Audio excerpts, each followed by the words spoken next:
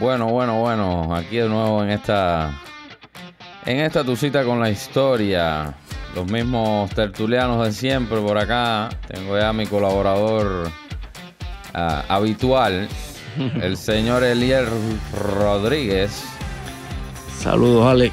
¿Cómo está todo, mi hermano? Todo bien, gracias a Dios. ¿Con ganas de navegar? Claro que sí.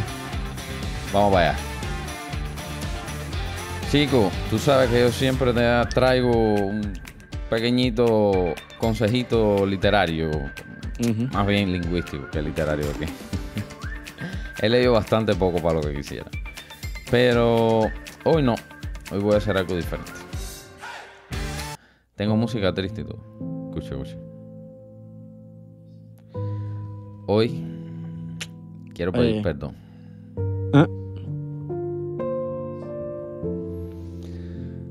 Quiero pedirle perdón a mi amada y nunca bien ponderada esposa. ¿Por qué? Todo tiene que ver con lo lingüístico. Hace 10 años estoy molestando a esa mujer con una palabra.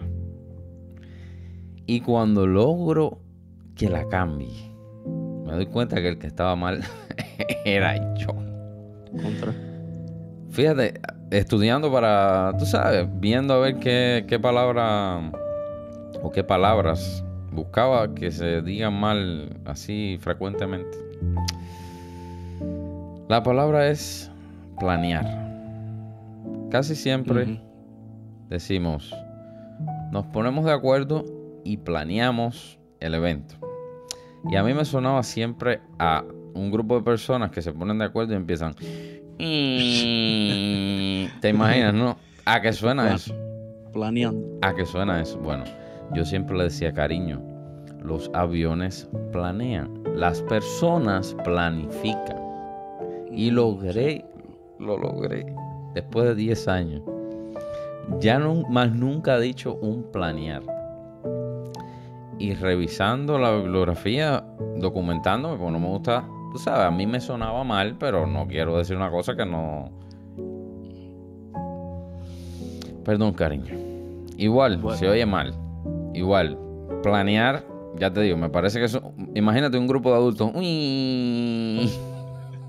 Espero no te tome 10 años ahora para que cambie. No. Es que planificar es la forma más bonita de decirlo, ¿ok? Es la mejor forma de decirlo es planificar. Fíjate si me lo tomé personal, que los otros días había un artículo en Facebook de un periodista y me puse a trolear a un periodista con la bendita palabra. Fíjate hasta dónde llega mi sesión. Entonces, perdón, está bien dicha, pero es fea. Es fea la palabra planificar. Pero una de las acepciones de la palabra... la palabra planear. Una de las acepciones correctas de la palabra planear es hacer planes o planificar.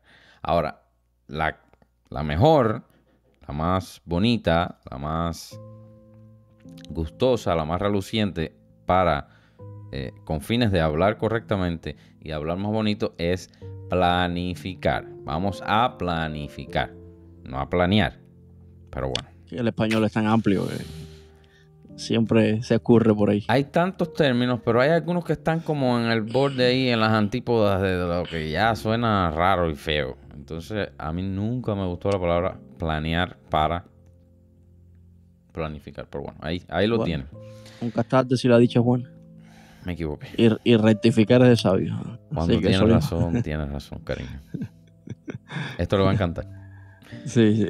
Entonces... Esa humillación pública no se da muy a menudo. Hay que reconocerlo. Cuando estás mal, estás mal. Entonces, cuéntanos, ¿qué traes para hoy? Bueno, te traigo un tema que, como siempre, lo puse en clave de pregunta. ¿Es el mal un sirviente de Dios? ¿Es el mal un instrumento que Dios utiliza? Espérate, déjame ponerme los cinturones. A ver, ¿qué tú crees? El mal, bueno, cuando se narraban, sobre todo ahora sí, de bote pronto, en la historia de Saúl y David, se decía que un espíritu malo de parte de Dios venía a atormentar a ¿Qué Saúl. te parece? Mira, esa no la tenía anotada, pero Entonces, magnífica. Yo creo, a ver, no, dime tú, no te quiero... No, sí, te quiero escuchar. Yo creo que eran percepciones antiguas y Antigua. falta de teología moderna. No, quizás no moderna, sino falta de revelación a medida que el hombre fue avanzando y el conocimiento de la revelación de Dios fue siendo mayor. Se establece esta especie de lucha, ¿no? Entre el bien y el mal, estas fuerzas antagónicas, pero sí, había una idea antigua que era el bien y el mal partían de la misma fuente. Pero si fuéramos a conceptualizar qué es el mal, hay un concepto que se baraja mucho, que es la ausencia de bien, ¿no? El mal como ausencia de Dios. Y está esta famosa historia de que no se sabe si fue de Einstein realmente, o que decía que como mismo el frío no existe, si no es ausencia, el mal no existe. O sea que de alguna manera ontológicamente no existe el mal, pero eso también choca con la teología, porque estás diciendo que la fuerza negativa no existe. Entonces por ahí es un tema teológico el que te traigo, Alex, pero como siempre hacemos aquí en La Travesía, vamos a teorizar, vamos a poder abrir un poquito la mente y simplemente dar algunas perspectivas desde diferentes fuentes. Bueno, esta lucha de la que tú hablabas hace un momento entre el bien y el mal, una lucha como entre dos reinos, ¿verdad? Se estableció o se conceptualizó así a partir de Manes, un filósofo persa, un maestro espiritual persa del año 300 después de Cristo, influenciado grandemente por el cristianismo, obviamente, pero que este filósofo trajo esta ideología que hasta este momento no estaba tan clara así, de que hay una guerra frontal entre un reino bueno y un reino malo. Se pudiera llevar también a la dualidad entre el espíritu y la materia, ¿verdad? De ahí que como siguiendo esta corriente de pensamientos, muchos creyesen que Jesús no había venido en carne, por ejemplo, que decían que había sido un tipo de espectro espiritual, y de hecho fue una de las primeras herejías que tuvo que combatir la iglesia, la idea de que Jesús, como se pensaba que todo lo material era intrínsecamente malo, Jesús no pudo haber venido. Imagínate, Dios se había manifestado en carne. Ellos no aceptaban esta idea. Y entonces la iglesia tuvo que combatir esta idea diciendo que el que no confesara que Jesús había venido en carne era del anticristo. Pues bien, como tú decías, Ale, en el Antiguo Testamento tenían una noción muy diferente acerca del mal. Como bien tú mencionaste, el ejemplo del espíritu que le había venido a Saúl de parte de Dios. No solamente esto, sino que en el mismo libro del Génesis, del origen de todas las cosas, se nos habla que Dios estableció en el jardín en donde había puesto al hombre un árbol que se llamaba el árbol de la ciencia del bien y del mal. Entonces, Dios es el que pone este árbol que contiene la ciencia del bien y del mal. Así que a partir de aquí podemos comenzar a tener una idea de cuál era la filosofía que tenían los antiguos acerca del mal o acerca de Dios como origen del bien y del mal. Pero, ¿qué pasa? También dentro de la Biblia se nos dice que del cielo no viene ningún mal, o sea que de Dios solamente viene lo bueno. Entonces tendríamos que preguntarnos, ¿tendrá alguna función plenamente instrumental lo que nosotros interpretamos como el mal? ¿Será que Dios utiliza lo que nosotros creemos que es algo malo que nos pasa para el bien o el buen propósito que Dios quiere lograr con nosotros? ¿Por qué Dios puso este árbol de la ciencia del bien y el mal, en primer lugar, en el huerto del Edén? hay muchos criterios teológicos por qué Dios puso esta puerta, esta salida al hombre y a la mujer en el huerto del Edén. ¿Qué crees tú, Ale? Yo creo que Dios iba a enseñar al hombre el bien y el mal de acuerdo a la perspectiva de Dios.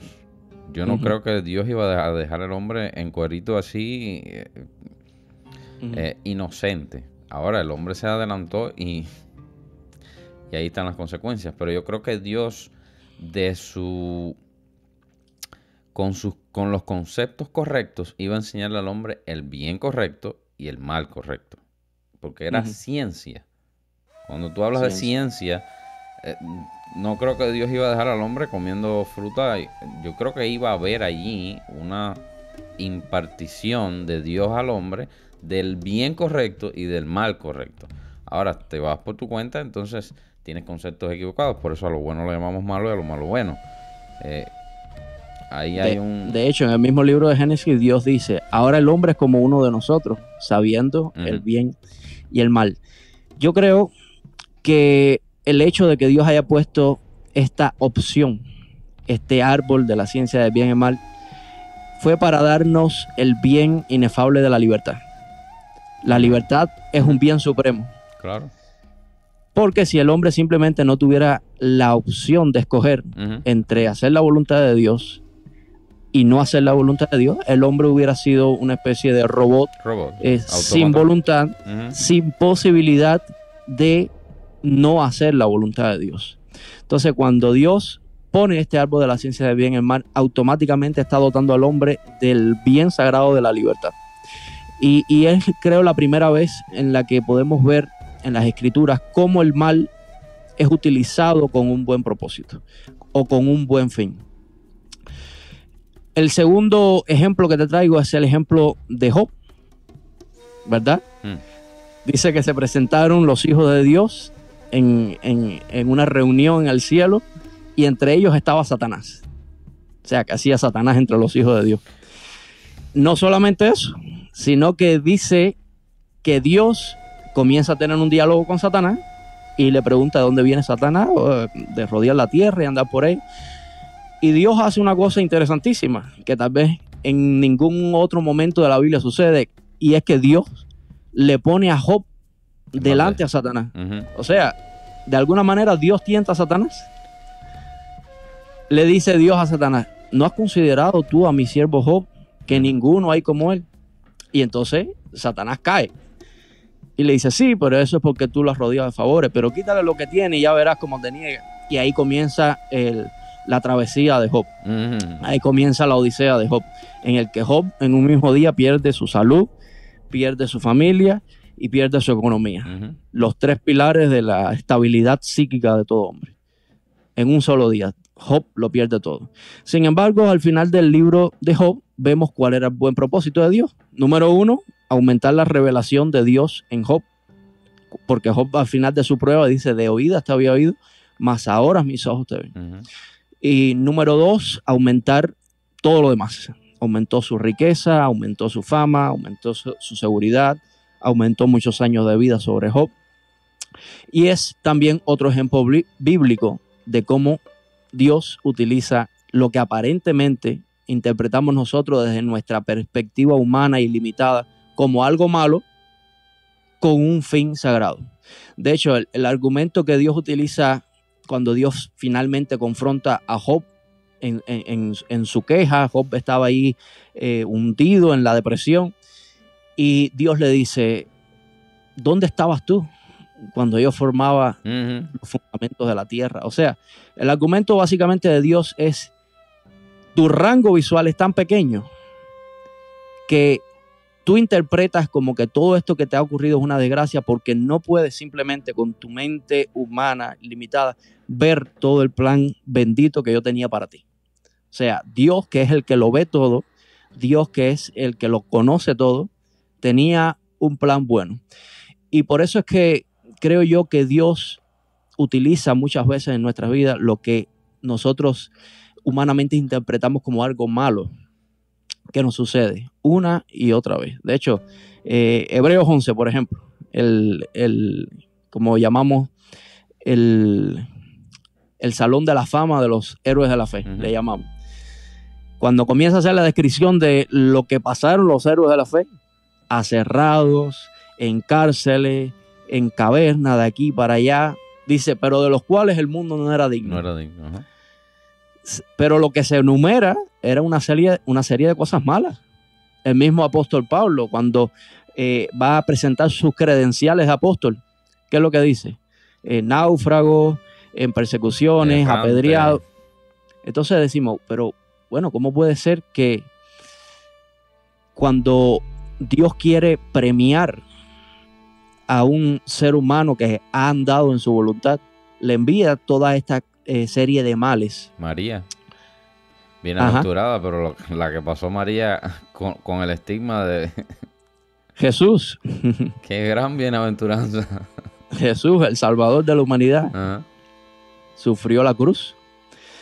Entonces, ¿hasta qué punto podemos entender nosotros los cristianos el bien y el mal como esta dualidad en el que hay una guerra, ¿verdad?, entre dos reinos que nos quieren llevar de un lado para otro, cuando Dios, que es el que lo abarca todo, muchas veces vemos a través de las Escrituras que permite estas cosas malas, pero con un buen propósito.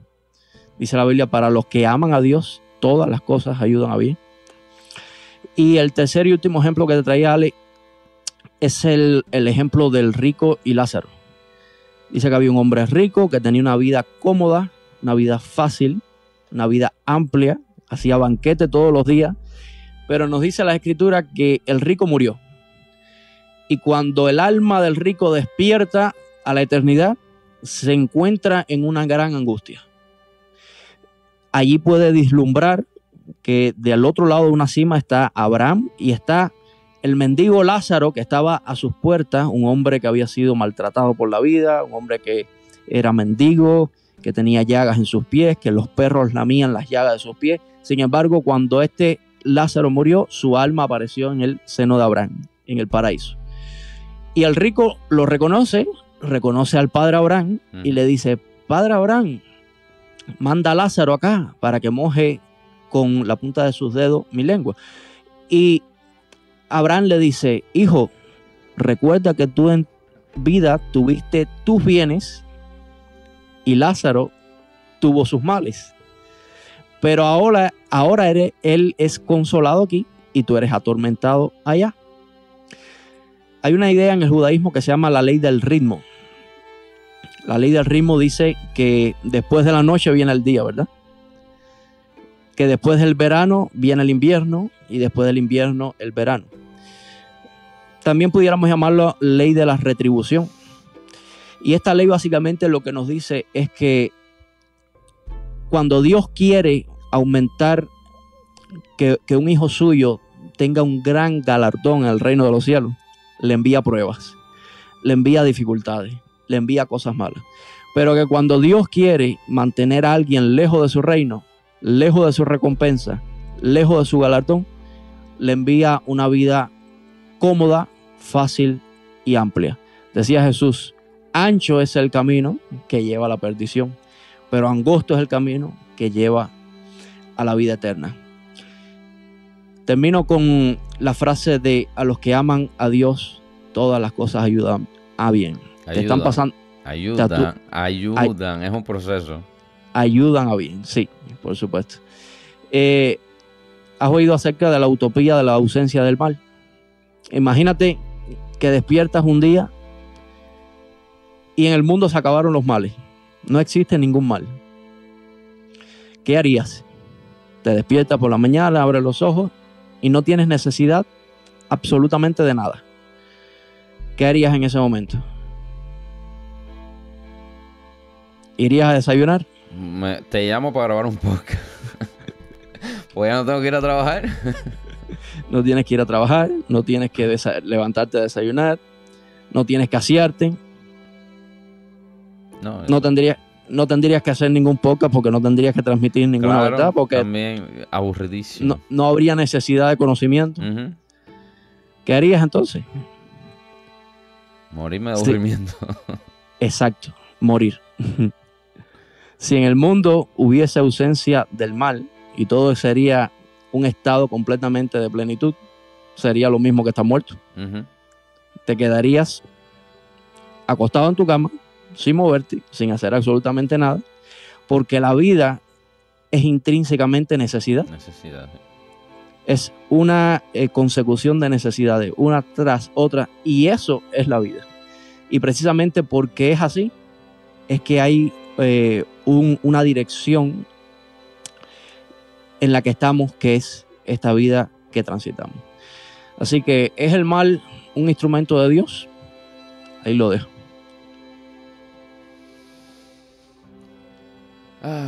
Estas preguntas filosóficas, ahora no sé cómo empezar yo. Pero sí, definitivamente Dios usa todo. Y no sé cómo va a ser en el milenio, porque no vamos a tener necesidad de nada.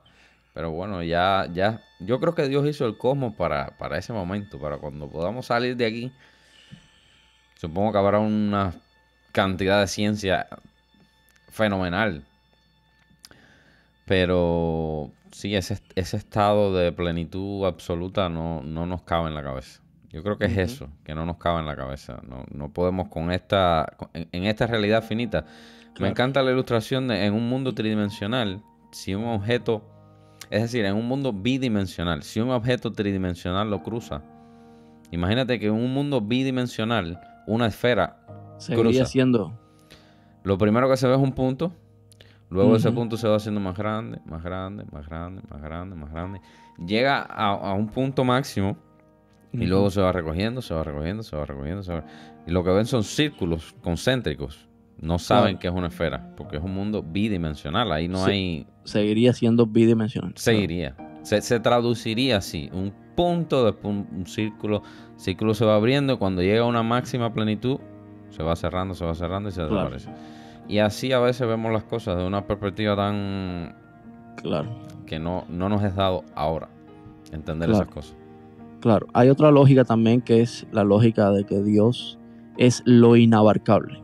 O sea, Dios es, como Él se reveló, yo soy el que soy, yo soy la existencia como tal. Si algo existe, es dentro del yo soy, porque Dios lo abarca todo, ¿verdad? Abarca todo. Entonces, dentro de ese absoluto que es Dios, como decía Juan, todo es hecho por medio de Él y para Él, y en Él subsisten todas las cosas. Todo. Y ya te digo, tal vez el mal simplemente es una interpretación de esa mente finita que tú decías, de esa mente bidimensional. Yo creo que Dios quería enseñarnos lo que era bueno y lo que era malo de acuerdo a que teníamos la capacidad. Yo creo que teníamos la capacidad, lo que pasa es que el pecado nos sumió en este cuerpo falible, pero yo creo que teníamos la capacidad, porque si el hombre podía hablar cara a cara con Dios, podíamos entender esas cosas. Ahora, al caer ya, no tenemos ni siquiera la capacidad. Yo no creo que haya sido accidentado el pecado. O sea, yo no creo que fue algo que a Dios se le salió de las manos. No, estaba ahí, estaba como una posibilidad. Por eso es lo que tú decías de la libertad. La libertad implica que la gente tome sus propias decisiones. Que no queremos que las tomen. Me imagino Dios diciendo, lo que te perdiste. Pero bueno, no vamos a ir por aquí, que no voy a poder hablar hoy. Vamos a hacer una pausita, que se me apagó todo. Nadie se dio cuenta, pero se me apagó todo. Ahora regresamos cuando eche a andar esto. Ok. Yo voy a hablar del Evangelio perdido. El Evangelio perdido, o el texto Q, o el documento Q, o la fuente Q. Pero es Q. Lo que sabemos es que es Q. Y te preguntarás, ¿qué es la fuente Q? Te preguntarás, ¿qué es la fuente Q? ¿Qué es la fuente Q? Eso es lo que quería. Bueno, la fuente Q viene... ¿Por qué Q primero? ¿Por qué Q? Porque la palabra que lo define está en alemán y comienza con Q. que es Quelle. Quelle es impronunciable el alemán. No voy a... En alemán quiere decir precisamente fuente. Ahora, el texto Q se presupone que fue escritos, básicamente todo lo que Cristo dijo se escribió en un texto. Pero el texto Q no existe. Y hasta aquí. Bueno. No lo tenemos. A ver, el texto Q no lo tenemos. No es algo al cual podamos referirnos. Mira, aquí está. Como los escritos de los apóstoles, los evangelios. Ahora, es algo que se supone que existió. Es algo que se supone que existió. Ahora, hay una gran coincidencia entre todos los filólogos. Filólogo es una persona que no tiene más nada que hacer en el día que leer y estudiar los libros. Entonces, cruzando referencias, ahora voy a explicar un poquitico más por qué se dice que existió un texto que no existe. Y por supuesto, hace tantos miles de años, hace 2000 años atrás, las cosas de las que se sabe poco. Imagínate de algo que no tenemos hoy en día. Pero el texto Q, poniéndolo en perspectiva, ya te digo, es un texto que se escribió o paralelo a la vida de Jesús. Alguien le dio por escribir todo lo que decía este rabino, que también me llama la atención algo de Jesús. Ningún rabino de Galilea tiene por qué haber pasado la historia por nada.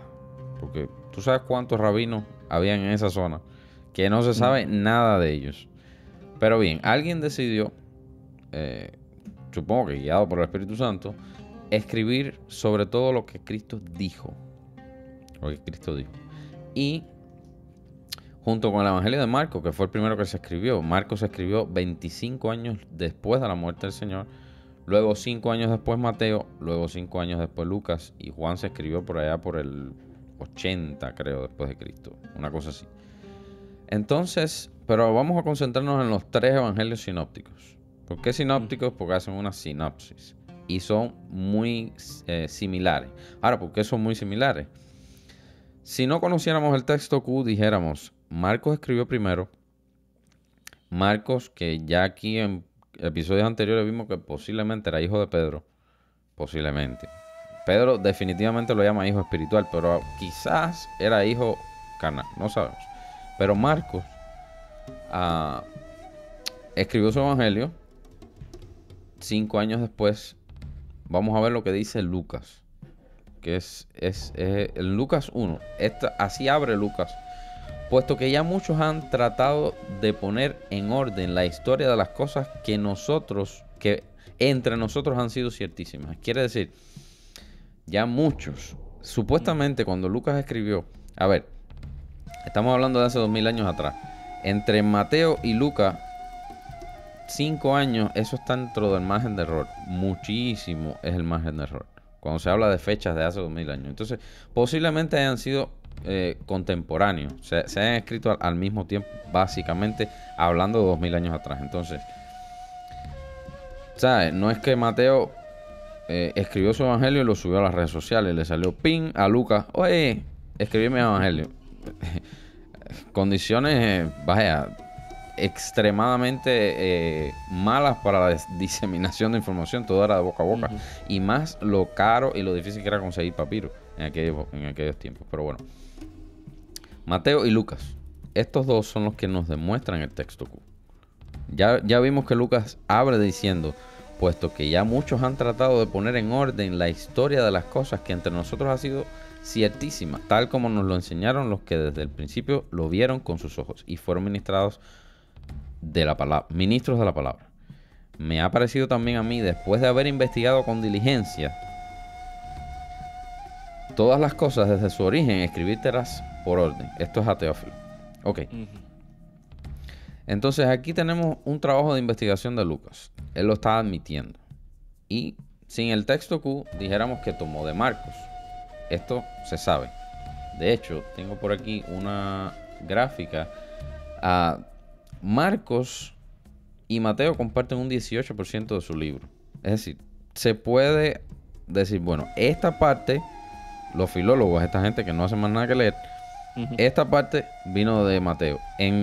perdón, esta parte de Mateo vino de Marcos, esta parte de Lucas vino de Marcos. Ahí está claro, porque había un evangelio precedente. Ahora, hay una similitud escalofriante entre Mateo y Lucas que no tiene nada que ver con Marcos. Y ahí es donde despierta la... Y además, en el evangelio de Tomás, un evangelio apócrifo, deuterocanónico, también es una tripleta de similitudes. Y en el hebreo, en el arameo, hay una cosa, las palabras son muy polivalentes. Y para que dos traducciones tengan exactamente las mismas palabras, tiene que haber sido copiado. Tiene que haber sido copiado. Ni siquiera oralmente se reproducían las cosas tan fidedignamente como están. Ahora lo vamos a ver. Son espejos. Entonces, si no está en Marcos y está en Mateo y Lucas, estos dos, al haberse escrito casi que contemporáneamente, nos deja que pensar que había un texto quizás precedente a Marcos, porque fíjate, Marcos no usa nada que se repita en Mateo y Lucas que no haya sido copiado de él. Entonces, Marcos no fue influenciado por este texto, quizás no lo conocía, no sabía de él, pero Mateo y Lucas sí. Entonces, tenemos que entender también algo. Cuando el escritor de los evangelios, es decir, decimos que la palabra es inspirada por Dios, pero el escritor no, ¿sabes? No le empezaba a temblar la mano y decía, dame un papiro que tengo aquí, con los ojos en blanco, ¿entiendes? A ver, el Señor le motivaba por las cosas que también Marcos tuvo patrocinio o guianza de Pedro, un testigo presencial. Claro. Entonces, todo esto era una investigación y un punto de vista diferente. Recordemos que Marcos escribe a los romanos, es el evangelio más corto, es acción todo. Los romanos eran gente de conquista, de acción. Mateo escribe a los judíos, toda la genealogía, todo el nacimiento, toda la validación como Mesías judío. Lucas a los filósofos, a los monstruos de aquella época, es el evangelio más largo. Lucas, sí. Yo me acuerdo cuando... ¿Te acuerdas los planes de lectura bíblica? Que era el papelito que daban en Cuba, que tenías dentro de la Biblia.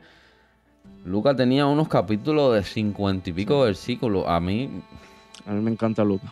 Es pesado. Pero entonces, Lucas era un historiador nato. Lucas era el tipo, tú sabes, intelectual y muy filosófico. Porque escribió a los griegos. Y Juan, bueno, Juan es Juan es un caso aparte. La belleza de Juan en cuanto a la escritura. Entonces,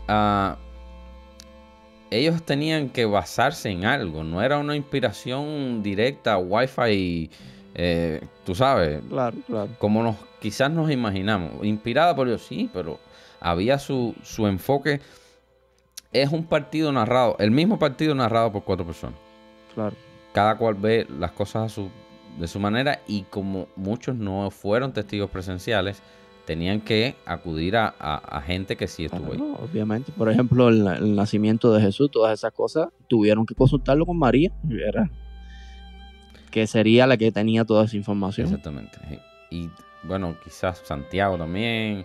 Claro. Es decir, Lucas lo está diciendo aquí. Y fueron tal y como nos lo enseñaron los que desde el principio lo vieron con sus ojos. Él está admitiendo que él recopiló. Es una recopilación. Ahora, vamos a Q. ¿Cuál es el contenido más significativo que encontramos en Q? ¿Por qué podemos decir que Q existió? Están las bienaventuranzas. Es decir, Mateo y Lucas tienen exactamente esta estructura. Las bienaventuranzas, amor a los enemigos, la regla de oro, la mota y la viga, la prueba de la buena persona, parábola de los constructores, parábola de oveja perdida, parábola de la boda. Una serie de paralelismos. Ahora vamos a leer textual, porque es que, ¿sabes cuando no te da tiempo a hacer un trabajo práctico, tenés que copiar? Lo mismo. Lucas, vamos a leer Mateo, que supuestamente escribió primero. Mateo siempre Mateo es el evangelio que le falta una S al final. Lucas, Marcos, Mateo. Ah, sí, como que está ahí. Mateo, redondito. ¿no has escuchado ese? Vamos a ponernos en pie, hermano. Vamos a leer en Mateos 45. ¿Cómo que Mateos? Sí. Es que la S la está pidiendo. Suena mejor. Mateo, o Marianao. Mateos. Mateos. En Mateo 12, no he encontrado el capítulo, 12:41 dice, escucha, los hombres de Nínive lo voy a tratar de leer rápido. Los hombres de Nínive se levantaron en el juicio con esta generación y la condenarán, porque ellos se arrepintieron a la predicación de Jonás, y he aquí más que Jonás en este lugar. La reina del sur se levantará en el juicio con esta generación y la condenará, porque ella vino de los fines de la tierra para oír la sabiduría de Salomón, y he aquí más que Salomón en este lugar. Este es Mateo. Vamos a ver a Lucas. Puesto que ya muchos han tratado de poner... No, espérate, ese es el primero. Este era Mateo. Ok, Lucas, ¿dónde te metiste? La reina del sur se levantará en el juicio con los hombres de esta generación y los condenará, porque ella vino de los fines de la tierra para oír la sabiduría de Salomón, y he aquí más que Salomón en este lugar. Los hombres de Nínive lo que hizo fue invertir el orden. En Mateo empieza... Bueno, es que le dio un... O sea, le pegó un meneíto, pero es que es lo mismo. Esta empieza con los hombres... Es decir, Mateo empieza con los hombres de Nínive y termina con la reina del sur. Lucas empieza con la reina del sur. Dijo, bueno, vamos a... Pero es que son las mismas palabras. Eso es rarísimo. En el arameo, copiar verbalmente de boca a boca, es que es exacto, palabra por palabra. Claro. Es imposible. Y no viene de Marcos. Y entonces Tomás, el evangelio apócrifo, también tiene palabra por palabra trozos enormes de este supuesto documento Q. Ahora, queda en el imaginario de ciencia ficción, queda en la teoría, en la hipótesis, el documento Q. Pero de que existió... Sí, pero ¿cuál es la evidencia de que existió ese documento? La evidencia es esto. Además de esto. Esto que es que no está en Marcos y está en 3 evangelios. Copiados exactamente igual. Ahora, hay varias teorías. Y quiero terminar con una pregunta. Que no tiene mucho que ver con Q. Bueno, sí tiene que ver. Hay varias... Me perdí.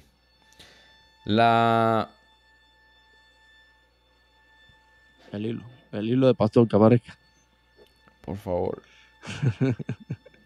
La evidencia de Q, me preguntaste. Es imposible. Y además se cree por lo que se supone que estaba en Q, que eran las palabras de Jesús. Entonces, los evangelistas tomaron los hechos. Fue aquí, fue allá, dijo no. Viajaron aquí, nació allá, los lugares y más o bien la narración sinóptica sí fue de los testigos oculares, como dice Lucas, pero las palabras era una especie de ideario, una especie de verbolario que había de lo que Jesús dijo y estaba escrito, porque es que coincide increíblemente. Y lo dijo Lucas, puesto que muchos ya lo han tratado. Entonces, el único evangelio que en ese momento se sabía que estaba escrito era Marcos y no está en Marcos. Entonces, que aparezca en 2 lugares diferentes, palabra por palabra, hay un gran interesante consenso. Hubiera sido, ¿no? Que hubiera pasado. Que aparezca, por favor. Nadie se va de aquí hasta que no aparezca Q.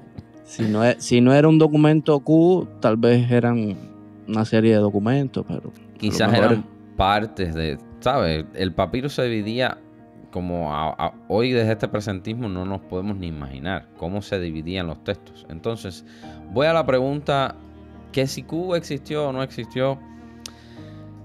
Otra pregunta es ¿por qué Q no se replicó?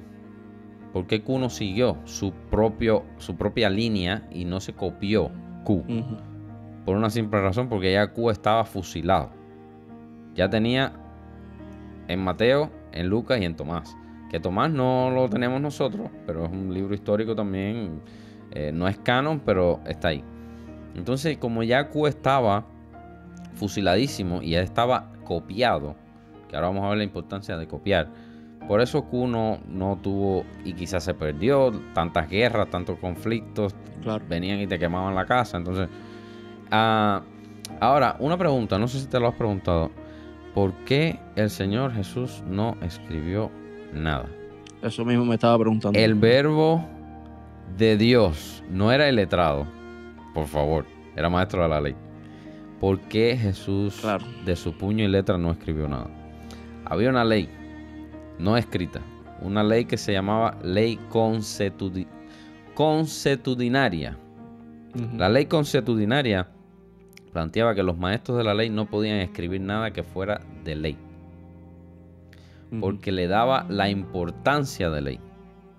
Entonces, ¿cuántas veces un comentario se ha agregado y se ha colado? Entonces, al igual que los saduceos no debatían la ley, los maestros de la ley no podían escribir ni siquiera nada que tuviera su propia opinión de la ley. Para eso estaban los escribas. Y cuidado, que tenían todos unos ritos para poder copiar la ley de manera... Entonces, si no eran los escribas, nadie podía comentar la ley y ponerla por escrito. Porque la escritura, recordemos que era la única manera que ellos tenían de plasmar ideas, plasmar pensamientos, que la palabra no se la llevara el viento. Entonces, ese marchamo enorme, esa connotación solo la podía tener la ley. Y por eso nos perdimos algo escrito del puño y letra del Señor. Es algo, un costumbrismo que no se conoce, y yo, honestamente, no me lo había preguntado. Preparando esto dije... Sí, yo siempre he tenido esa pregunta. He pensado que tal vez por una cuestión de, no sé, de idolatrar a un tipo de... Imagínate, sería una especie de reliquia. La de reliquia esta... por excelencia. La reliquia por excelencia. Entonces... Pero es lo que tú dices, Dios usa lo que no debía haber pasado por una ley. Pero esta es el porqué de Jesús no dejó nada escrito. Jesús no podía escribir, y la vida de Jesús era la ley. Él vino a cumplirla, y era explicar por qué él vino a cumplirla y derogar ciertas cosas que estaban en la ley, su obra en general. Entonces, es que al mismo tiempo Cristo y su enseñanza es una potencia universal que no necesitaba un libro, no necesitaba ni siquiera. A mí me hubiera gustado. No te voy a negar. Se pueden perder hasta los evangelios y Cristo va a seguir siendo predicado. A mí me hubiera gustado. A ver, esto soy yo. Claro. A mí me hubiera encantado del puño y letra del Señor todo lo que se escribió de él. Claro. Pero quizás teníamos que interpretarlo los hombres para que fuera potable al hombre. Es decir, el hombre mortal escribiendo e interpretando al Dios para que fuera comprendible por nosotros, porque es como lo que decíamos, como que Dios se pusiera a explicarnos a nosotros ahora las cosas que no le podía explicar a Job, por ejemplo. Esas cosas no las podemos entender. Entonces, no sé, pero en la raíz de por qué el Señor no dejó nada escrito era esta ley, que era muy potente, muy prevalente en la época, y hasta el siglo II los rabinos no podían escribir nada. El rabino no podía escribir nada que siquiera tocara de lejos la ley, porque le daba esa importancia de la escritura. Recordemos que no habían disco duro. Era la única manera de plasmar ideas y que las palabras no se las llevara el viento, era a través de la escritura. Entonces, por eso no tenemos un texto del puño y letra del Señor, y por eso Q, si existió o no, a lo mejor aparece. A lo mejor aparece, o a lo mejor simplemente la exactitud responde a que el Espíritu Santo hizo su obra perfectamente. Claro. Los grandes descubrimientos de los textos bíblicos han ocurrido en los últimos 200 años. Hace 200 años para acá es que supuestamente la Biblia más completa es la Reina Valera 95. Porque tiene la adición del Qumran. ¿O sí? La Reina Valera 95, que es como el patico feo que nadie quiere. Bueno, eso lo escuché hace 12, 15 años atrás por un erudito bíblico. La Reina Valera de 60 tiene su eso, pero la más completa, no es que sea completa que se le agregó nada, sino que otro enfoque que estaba en los manuscritos de Qumran. Entonces, podríamos estar aquí horas, pero mañana hay alguien que se tiene que levantar a las 4:30 de la mañana. Caramba. Entonces, my brother, ha sido un placer, Ali. Una charla interesante. Podemos abrir el tema de esto y estar. Quiero hacer algo diferente, que sea fuera de la travesía. Vamos a ver. Para poder elucubrar mejor. sin límite de tiempo, porque es que estás tú, estoy yo, está que hay que cerrar, que llevamos 1 hora hablando, entonces claro. El tiempo vuela. Entonces, mi hermano, aquí estamos, bro. Dale. Nos vemos la próxima travesía. Bye.